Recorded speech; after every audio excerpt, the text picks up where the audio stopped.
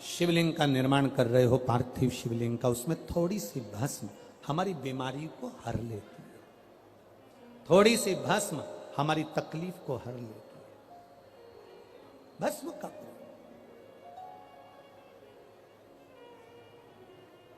चपटी भभूत में है खजाना कुबेर का। शिव के शरीर से, भगवान देवाधिदेव महादेव के तन से लगी हुई भस्म साधारण नहीं है। भस्म को चढ़ाने वाला भी साधारण नहीं होता और भस्म को लेने वाला भी साधारण नहीं होता।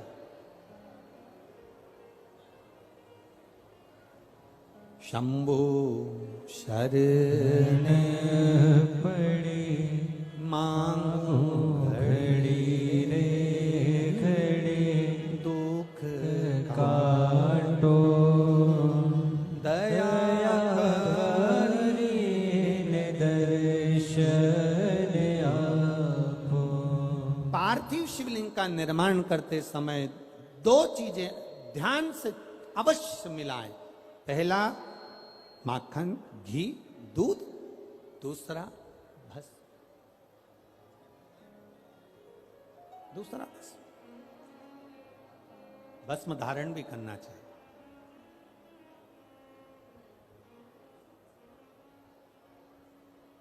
आज हम सुबह जब 10 बजे सबसे मिल रहे थे तो एक भाई ने, अब वो कौन था हमें नहीं मालूम, उसने हमसे जाते जाते एक प्रश्न किया, गुरुजी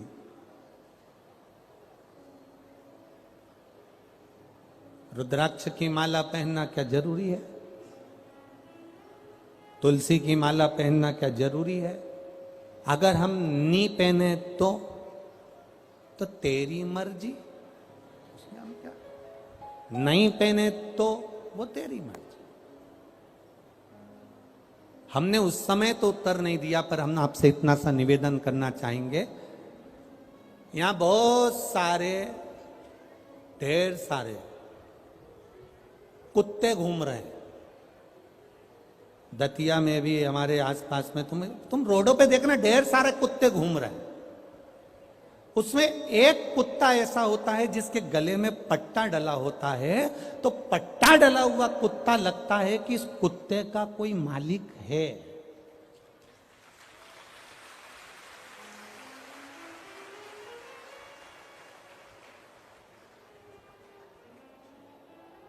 भैंस देखो बहुत सारी मिलेगी, भैंस के गले में अगर पट्टा डला हुआ है, डोरी बंधी है, तो भैंस का कोई मालिक, बोलते जाओ रे दतिया वालों, भैंस का कोई मालिक है।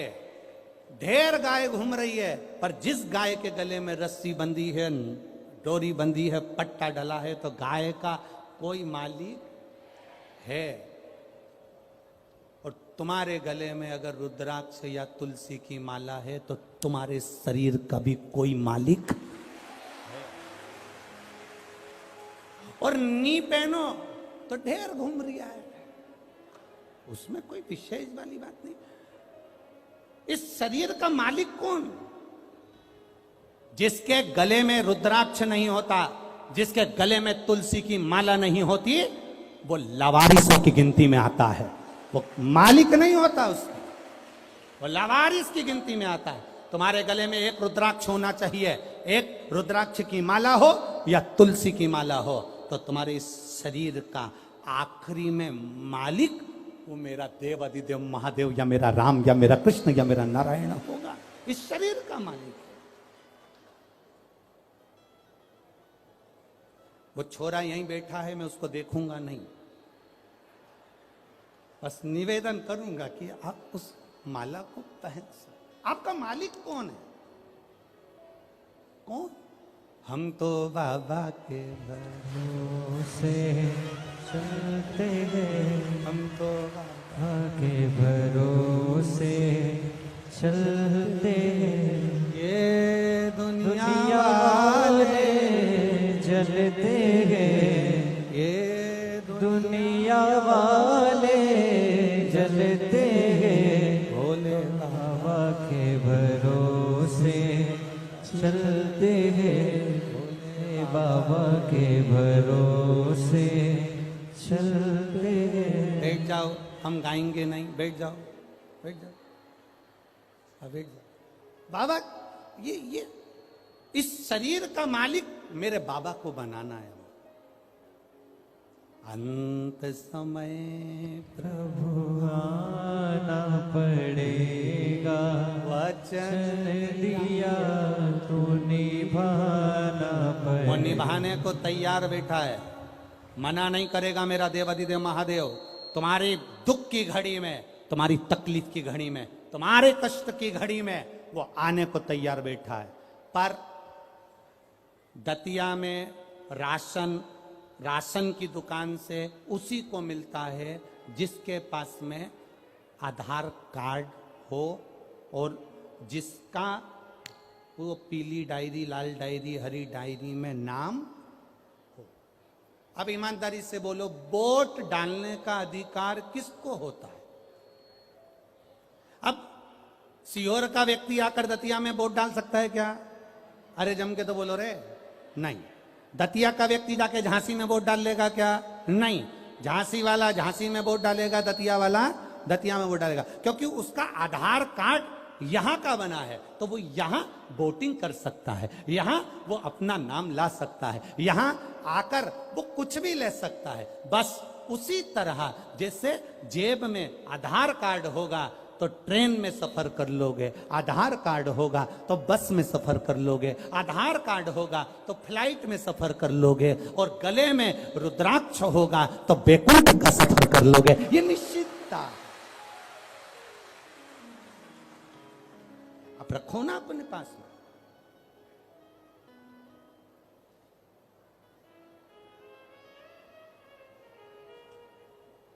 सोने की माला और रुद्राक्ष की माला में एक ही अंतर है।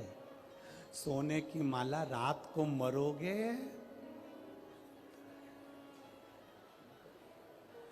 इतना घूंघट डाल डाल के रो रो के निकाल लेंगी।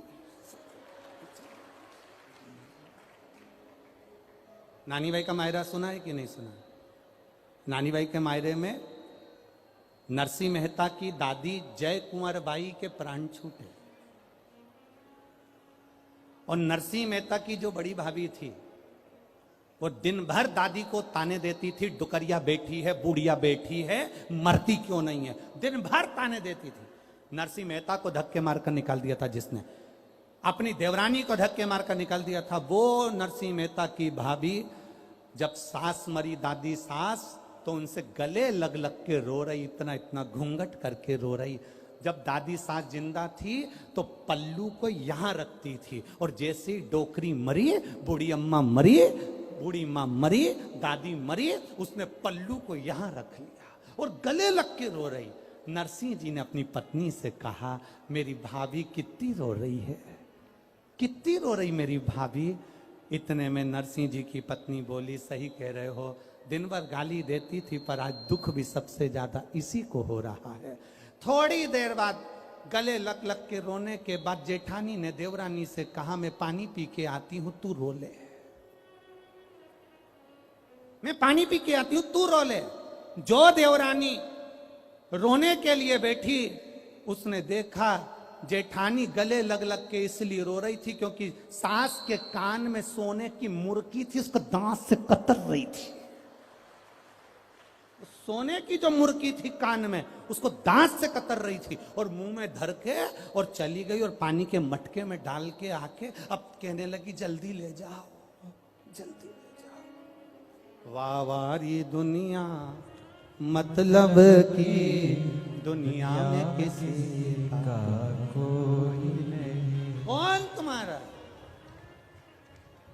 कौन रिश्तेदार, कौन नातेदार, कौन कुटुंबी, अंत समय में कोई साथ ना देगा। जितना पहने हो आभूषण सब उतर जाना है। अंत समय में केवल जो रुद्राक्ष की माला तुम्हारे गले में है, जो तुलसी की माला तुम्हारे पास में है, वो अंत समय में वो ही आधार कार्ड है। उसको देखकर बैकुंठ और कैलाश का प्रवेश हो जाएगा। उसी को देख प्रवेश।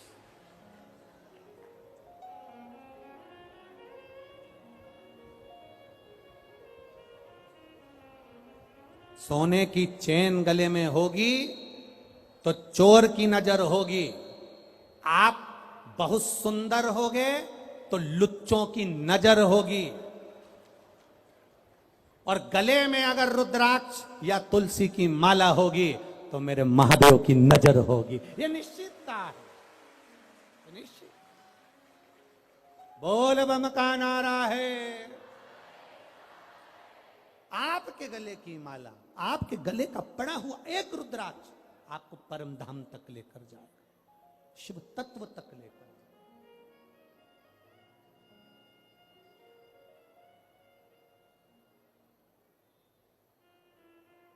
साधारण नहीं शिव,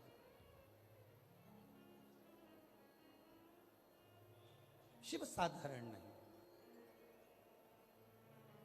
एक बार की बात है, शंकर भगवान से माता पार्वती जी ने कहा, प्रभु मेरा मन है, मेरा मन,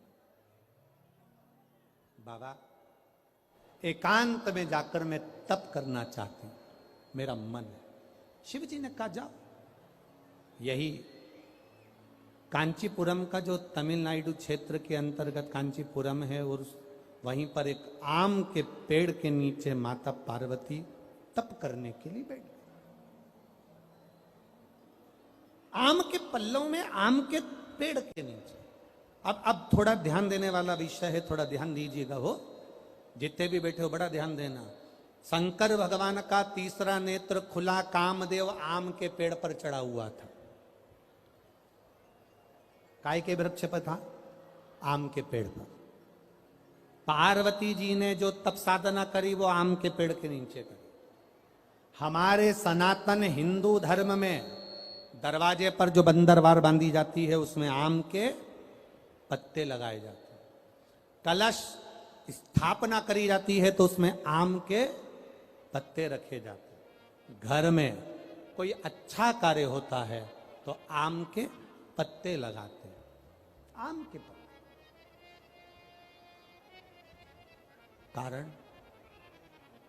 कारण क्या था? केवल एक कारण। देवाधिदेव महादेव ने जब कामदेव को भस्म करा, उस समय पर भगवान शिव का नेत्र कामदेव पर पड़ा, कामदेव भस्म हुआ। आम के पल्लव में छुपा था, आम के पल्लव में। आम का वृक्ष भी उस समय पर कामदेव के भस्म होने पर जलने लगा, तड़पने लगा, चिल्लाने लगा। आम के पल्लव में से आवाज आने लगी, बाबा बाबा बाबा कहकर जब पुकारा, बाबा बाबा कहकर पुकारा, 2 बार आम के पल्लव ने कष्ट होने पर हर हर कह दिया। क्या बोला है? जम के बोलो जरा, हर हर। केवल 2 बार आम के पल्लव ने बोलना चाह रहा था, मैं हरा भरा हूं, हरा हरा हूं, और आपने मुझे जला दिया। हर हर बोला। शिव जी की दृष्टि पड़ गई। भोलेनाथ जी ने कामदेव भस्म होकर जमीन पर गिरे और आम के पल्लव को, आम के वृक्ष को शिव जी ने भस्म होने से रोक दिया और कहा, सुन आम के वृक्ष, आम के पल्लव, तूने हर हर कहा है, इसलिए तेरे को मैं भस्म नहीं करूंगा। तेरे ऊपर आने वाली जितनी बाधाएं होंगी वो सब नष्ट कर दूंगा। आम के पल्लव ने कहा, प्रभु मुझ पर आने वाली बाधा अगर आप नष्ट कर रहे हैं तो मुझे वर दे दीजिए नाथ। ऐसा वर दे दो जिसके दरवाजे पर, जिसकी पूजन में, जिसके द्वार पर आम के पल्लव बंधे होंगे उसके घर में कभी दुख प्रवेश ना करे, ये वर दे दिया।